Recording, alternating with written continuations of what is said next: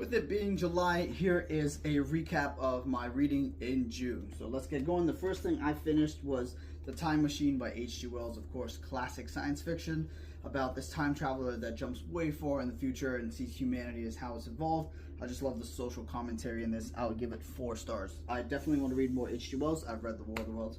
Then I read Technical Slip, which is a collection of short stories by John Wyndham, who is one of my favorite science fiction authors.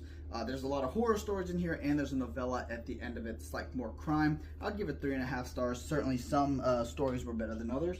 And then I read Neuromancer by William Gibson, of course, the classic cyberpunk novel, or where, the name originated. This book was quite hard to read at times. There's a lot going on, a lot of terminology, but I enjoyed the atmosphere, and so with that, I would give it 3.5 stars. Definitely want to read the rest of the Sprawl trilogy.